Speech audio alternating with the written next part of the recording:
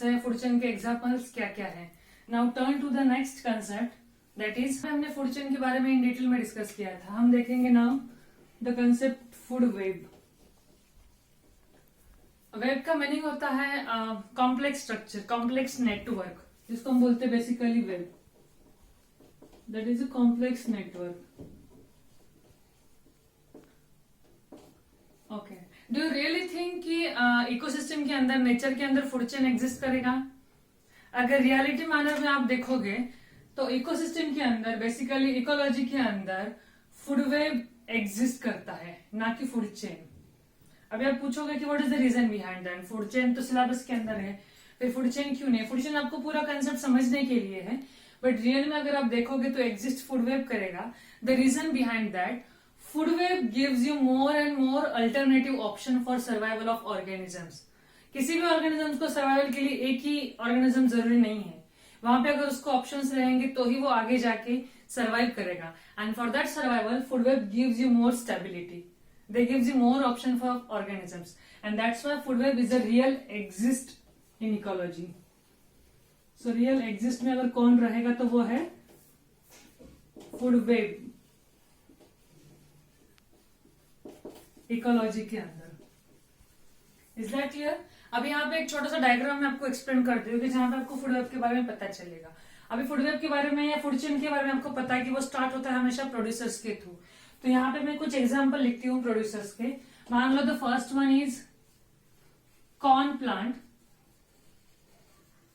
उसके बाद प्रोड्यूसर्स के अंदर आएगा यहाँ पे ट्री, और we can say that grasses, small grasses, basically grasses हम यहाँ पे लिखते हैं ट्री की जगह पे। यहाँ पे हम लिखेंगे मैंगो ट्री। अभी ये जो प्रोड्यूसर्स है इनके ऊपर डेफिनेटली हर्बिवर डिपेंडेंट रहेंगे, तो यहाँ पे ग्रास के ऊपर आएगा ग्रास ऊपर।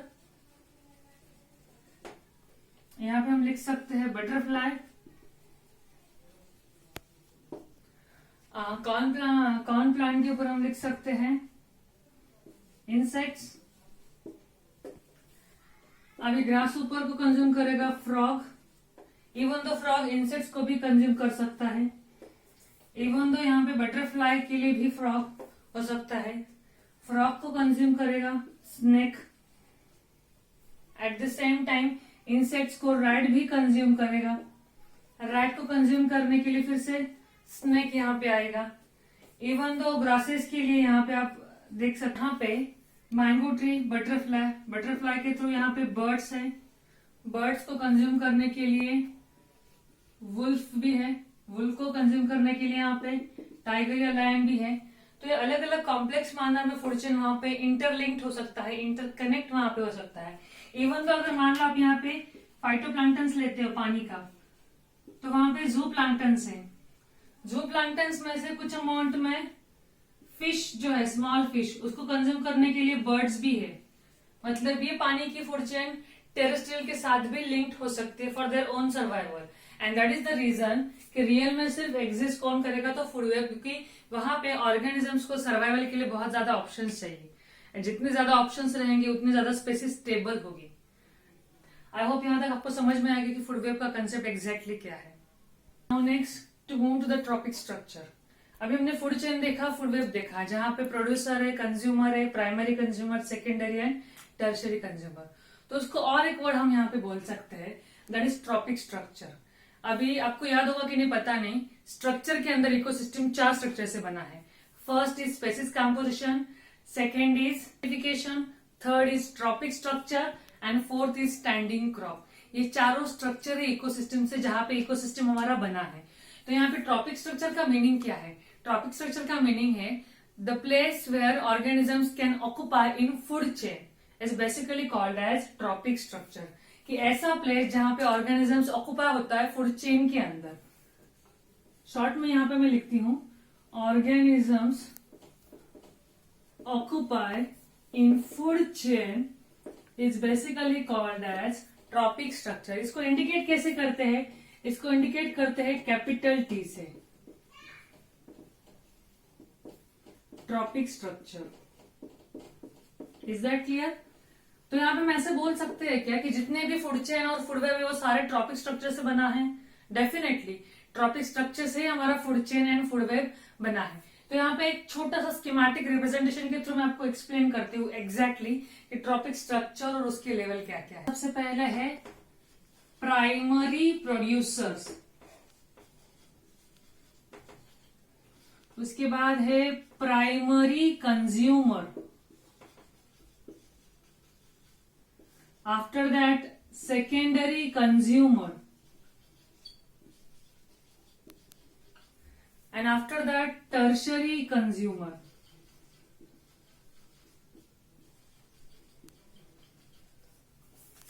तो यहाँ पे प्राइमरी प्रोड्यूसर्स कौन है सिस्टम के अंदर, नेचर के अंदर? आप सबको पता है food chain is always start from producers. तो यहाँ पे जो प्लांट्स है, जो प्रोड्यूसर्स है, वो है हमारे प्राइमरी प्रोड्यूसर्स। उनको हम इंडिकेट करेंगे कैपिटल T1 से, that is trophic level 1। Plants के ऊपर डिपेंडेंट कौन है? तो पूरे हर्बीवोर एनिमल, मतलब यहाँ पे क्या आएगा?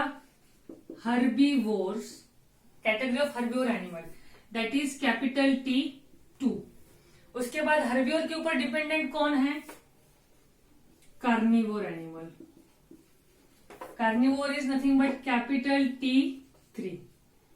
और उसके बाद उसके ऊपर डिपेंडेंट है top carnivore, that is capital T4। Even though quaternary carnivore भी रहते हैं सिस्टम में, अगर स्पेसीज अच्छे से रहेंगे, फेवरेबल कंडीशन रहेगी, दैट इज T5। तो ये ट्रॉपिक के अलग अलग स्ट्रक्चर है, ट्रॉपिक के लेवल है, जहां पे ऑर्गेनिजम्स का प्लेस इंडिकेट होता है, ऑक्यूपाई होता है सिस्टम के अंदर। T1 हमेशा इंडिकेट करेंगे, रिमेंबर, ग्रीन प्लांट्स को, एंड रेस्ट ऑफ द जो है वो पूरे कंज्यूमर है, जो डायरेक्टली और इनडायरेक्टली ग्रीन प्लांट्स के ऊपर डिपेंडेंट है, चाहे वो हर्बीवोर हो, कार्निवोर हो या फिर टॉप कार्निवोर हो। अभी यहाँ पे हम एग्जाम्पल के तौर पे लिखते हैं, प्लांट्स के अंदर जो भी प्राइमरी प्रोड्यूसर्स है, मान लो जंगल के अंदर है तो हम लिखेंगे ट्री, ग्रासलैंड के अंदर है तो हम लिखेंगे ग्रासेस, और अगर पानी के अंदर है तो हम लिखेंगे फाइटोप्लैंक्टन्स। यहां तक क्लियर है? उसी के ऊपर अभी ट्री के ऊपर डिपेंडेंट कौन है? Herbivore animal in the category of cow. वही ग्रासेस के ऊपर कौन है? Grass Hooper. फाइटोप्लैंक्टन्स के ऊपर ज़ूप्लैंक्टन्स। यहां तक क्लियर है in the category of herbivore animal. अभी हर्बीवोर के ऊपर डिपेंडेंट कौन है हमारे? Carnivore animal. सो काउ के ऊपर वुल्फ मान लो डिपेंडेंट है, क्योंकि ये फूड चेन का ही एक एग्जांपल है। आफ्टर दैट ग्रास हुपर के ऊपर डिपेंडेंट है फ्रॉग। ज़ूप्लैंक्टन्स के ऊपर डिपेंडेंट है फिश। यहां तक क्लियर है? अब इनके ऊपर डिपेंडेंट है टॉप कार्निवोर। अभी टॉप कार्निवोर में हम मैन लिख सकते हैं कि human being, yes of course many human being can consume fish, जो वेजिटेरियन में भी है, नॉन वेजिटेरियन में, that's why human being is called as omnivore animal. तो यहाँ पे मैन भी लिख सकते हैं, वुल्फ को कंज्यूम करने के लिए यहाँ पे लायन भी हम लिख सकते हैं। तो ये एग्जांपल्स है डिपेंडेंस ऑन इकोसिस्टम, और ये जो है वो सारे plants, herbivore, carnivore and top carnivore, trophic level. तो आई होप यहाँ तक आपको समझ में आया। ट्रॉपिक लेवल और trophic structure is nothing but ऐसा प्लेस जो ऑर्गेनिज्म ऑक्यूपाई करता है फूड चेन के अंदर, फिर वो प्राइमरी कंज्यूमर हो, सेकेंडरी हो या फिर टर्शरी कंज्यूमर हो, जिसको हम बोलते हैं trophic structure. And trophic structure always indicate capital T, and T1 is always green plants in ecosystem, चाहे वो पानी के अंदर हो चाहे वो लैंड के ऊपर हो, and rest of the trophic is always a consumer. I hope यहां तक आपको क्लियर है कि ट्रॉपिक स्ट्रक्चर का कंसेप्ट क्या है। देखा कि ट्रॉपिक स्ट्रक्चर के अंदर ऑर्गेनिजम्स अपना प्लेस ऑक्यूपाई करते हैं फूड चेन के अंदर। उसके बाद इकोसिस्टम स्टैंडिंग क्रॉप से बना है, चारों स्ट्रक्चर से बना है। जो लास्ट वाला स्ट्रक्चर है वो है स्टैंडिंग क्रॉप। अब स्टैंडिंग क्रॉप मतलब क्या? जो ऑर्गेनिजम्स ट्रॉपिक लेवल के अंदर एक पर्टिकुलर टाइम के लिए है, उस पर्टिकुलर टाइम में जो उनके बॉडी के अंदर लिविंग बायोमास होता है, उनको हम बेसिकली बोलते हैं स्टैंडिंग क्रॉप। अगर मान लो स्टैंडिंग क्रॉप को आपको एक्सप्लेन करना है इन डेफिनेशन, तो आप कैसे एक्सप्लेन करोगे? यहाँ पे आएगा each trophic level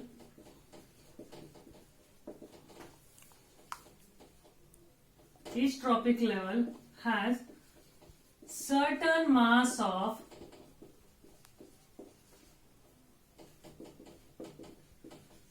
living organism at a particular time is basically called as standing crop. कि जो भी ऑर्गेनिज्म जब तक उसके बॉडी के अंदर लिविंग ऑर्गेनिजम्स और बायोमास है एक पर्टिकुलर टाइम के लिए, उसको बोलते हैं स्टैंडिंग क्रॉप, क्योंकि तब तक उस ऑर्गेनिजम्स को कोई और प्रेडेटर किल नहीं करेगा, तब तक उसके बॉडी के अंदर वो बायोमास रहेगा. फॉर एग्जाम्पल, आप सबको पता है कि इकोसिस्टम जो है हमारा वो रेगुलेट होता है सन के through. Is that clear? Sun से जब ये रेगुलेट और सस्टेन होता है तो वहां पे सबसे पहले प्रोडक्टिविटी आएगी. प्रोडक्टिविटी मतलब ग्रीन प्लांट्स क्या करेंगे, खुद का फूड खुद प्रिपेयर करेंगे. यहां तक क्लियर है? उस ग्रीन प्लांट्स को कंज्यूम करेंगे मान लो स्मॉल इंसेक्ट, तो ये हमारा ट्रॉपिक लेवल 1 हुआ, T1. उसको कंज्यूम करने के लिए ट्रॉपिक लेवल T2. मान लो इस इंसेक्ट्स को अगर किस पर्टिकुलर बर्ड्स ने कंज्यूम किया तो वो कहा जाएगा ट्रॉपिक लेवल T3 के अंदर. इस बर्ड को कंज्यूम किया ईगल ने. I can not draw the diagram of eagle here. So यहाँ पे ईगल को कंज्यूम किया मतलब वो क्या आ जाएगा ट्रॉपिक लेवल T4 के अंदर. अभी आपको पता है जो भी टॉप कार्निवोर है नेचर के अंदर, उनकी जब नेचुरल डेथ होती है तो वहां पे उनका प्रेडेटर कोई नहीं है नेचर में, तो डेफिनेटली वहां पे प्रेडेटर नहीं, तो उनकी डेथ होने के बाद वो कहाँ जाएंगे, वो जाएंगे डिकम्पोजिशन के लिए सॉइल के अंदर, जो हमने डिकम्पोजिशन में देखा था. तो यहाँ पे फिर से क्या होगा, जो स्मॉल माइक्रोब्स है वो क्या करेंगे, इन चीज को डिकम्पोज करेंगे. एंड डिकम्पोजिशन में जाने के बाद ये डिकम्पोजर्स क्या करेंगे, मैक्सिमम न्यूट्रिएंट्स को रिलीज करेंगे. और वो न्यूट्रिएंट्स फिर कौन कंज्यूम करेगा, फिर से प्लांट्स कंज्यूम करेंगे. तो आई होप यहां तक आपको क्लियर है कि सन के थ्रू ग्रीन प्लांट्स फोटोसिंथेसिस करेंगे. ये जो बायोमास है इस प्लांट के अंदर कुछ टाइम के लिए, that means it is a standing crop. ये बायोमास जाएगा किसी इंसेक्ट्स के अंदर, तब तक ये इस पर्टिकुलर टाइम में इसके अंदर है, मतलब ये है स्टैंडिंग क्रॉप. इस इंसेक्ट को कोई और कंज्यूम करेगा बर्ड, मतलब वो कहाँ जाएगा, उस बर्ड के अंदर कुछ टाइम के लिए. बर्ड को कोई किल करेगा, फॉर एग्जाम्पल ईगल, तब तक ये स्टैंडिंग क्रॉप यहाँ से ईगल की बॉडी के अंदर जाएगा. मतलब एक पर्टिकुलर टाइम के अंदर जब तक रहेगा उसको हम बोलते हैं स्टैंडिंग क्रॉप. जबकि मैंने पहले भी बोला था कि जहां जहां माइक्रो ऑर्गेनिजम्स और ऑर्गेनिजम्स है, जब ये फूड चेन काम करेगा तो फूड चेन के अंदर से कुछ अमाउंट में एनर्जी रिलीज होगी, क्योंकि सारा बायोमास इंसेक्ट्स के अंदर नहीं जाएगा, सारा इंसेक्ट्स का बायोमास बर्ड के अंदर नहीं जाएगा. कुछ अमाउंट पे यहाँ पे लॉस होगा in the form of heat. Even तो आपको पता है ब्रेक डाउन के लिए भी मैक्सिमम हीट लगती है, एनर्जी लगती है, मतलब ये एनर्जी क्या होगी, यहाँ पे लॉस होगी. तो वो कितने अमाउंट में एनर्जी लॉस होगी, जो अमाउंट ऑफ एनर्जी है लॉस होने की वो अप्रोक्सीमेटली एक इकोलॉजिस्ट ने डिस्क्राइब की है, that amount of energy is only at 10% energy. तो हर एक जगह पे क्या होगी, 10% एनर्जी लॉस होगी. और जो एनर्जी को हम बोलते हैं basically Lindeman law and 10% energy loss law. I hope यहां तक क्लियर है आपको कि स्टैंडिंग क्रॉप क्या है एंड 10% एनर्जी लॉस. यहाँ पे हमने देखा कि स्टैंडिंग क्रॉप के अंदर हर एक स्टेज में, हर एक ट्रॉपिक लेवल पे एनर्जी का लॉस होता है in the form of heat. उस लॉस को हम बेसिकली बोलते हैं 10% लॉ, जिसको बेसिकली डिस्कवर किया था रेमंड लिंडमन नाम के साइंटिस्ट ने. तो यहाँ पे ईच सक्सेसिव ट्रॉपिक लेवल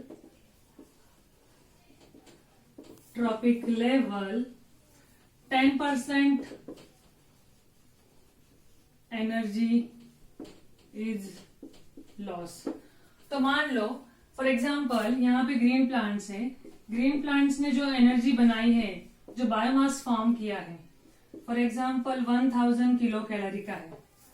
वो बायोमास जब फॉरवर्ड होगा रैबिट के अंदर, तो रैबिट के अंदर 10% उसका लॉस होगा, मतलब 100 किलो कैलोरी वहां पे सिर्फ जाएगा. रैबिट के थ्रू मान लो अगर वो वुल्फ के अंदर जाएगा तो वो डेफिनेटली कितना जाएगा, 10 किलो कैलोरी जाएगा, बिकॉज 10% वहां पे डिडक्शन होगा. और वहां से 10% से कैरी फॉरवर्ड होगा हर एक ट्रॉपिक लेवल के अंदर.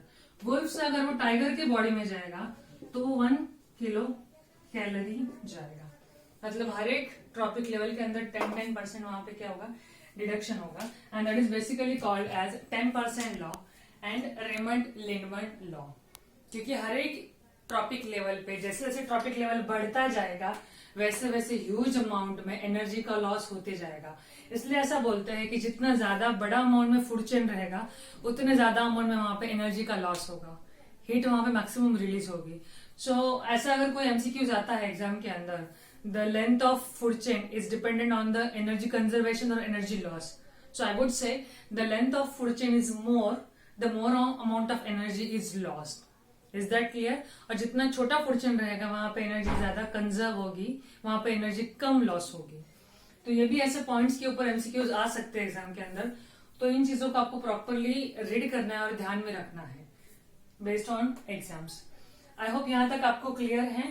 Please subscribe and like my channel and thanks for watching.